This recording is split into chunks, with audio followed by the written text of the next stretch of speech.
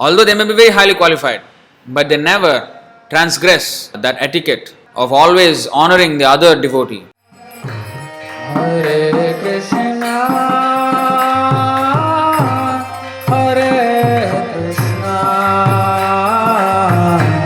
Krishna. See, this is the description of the spiritual world, the plants in the spiritual world, how they are thinking.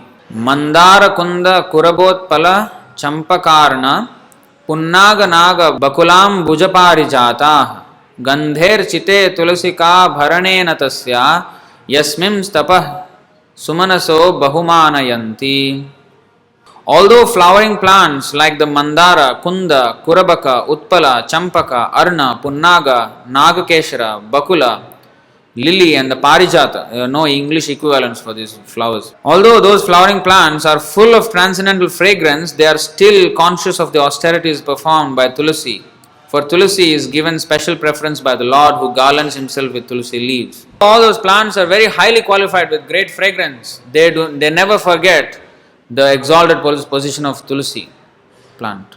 Because the Lord himself prefers the Tulasi leaf over every other. So you see how they are conscious of other. They don't say, no, I have better fragrance than Tulasi. I am better. I can serve Krishna better. This consciousness they don't have. Although they may be very highly qualified, but they never transgress that etiquette of always honoring the other devotee. How Tulasi is more great. So these are some of the descriptions of the spiritual world. So Vaikuntha consciousness means, devotee consciousness means Nirmatsara. Nirmatsaranam satam. Nirmatsara. Matsara means envy.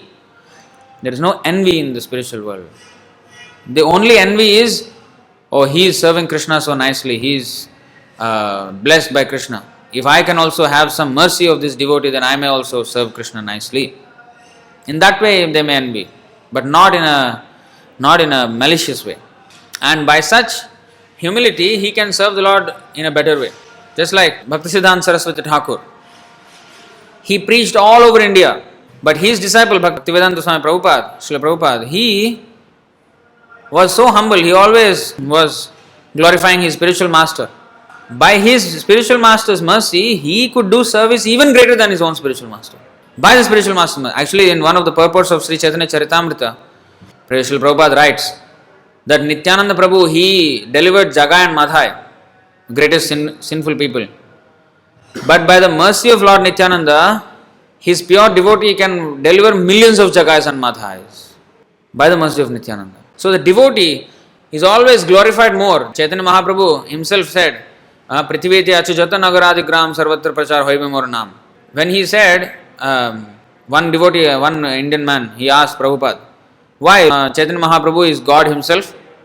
Why did he not go all the towns and villages and spread the holy name himself? If he is so capable, if he is God himself, why did he not do that? And Prabhupada said he left that for his devotee to do. Because Krishna always is looking to how to glorify my devotee.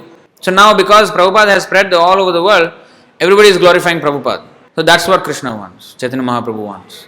He wants his devotee to be glorified.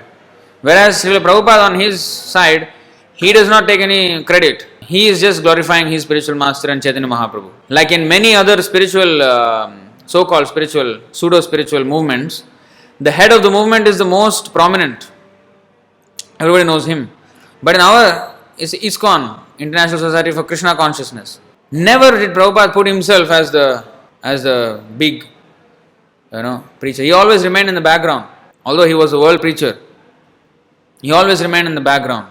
But Krishna was so kind upon his devotee, he made Prabhupada's glory shine and everybody could notice. So this is the competition always in the spiritual world. Even the Lord also participates in this competition. Not only the devotee wants to become humbler than the other devotee, but God also wants to be humble.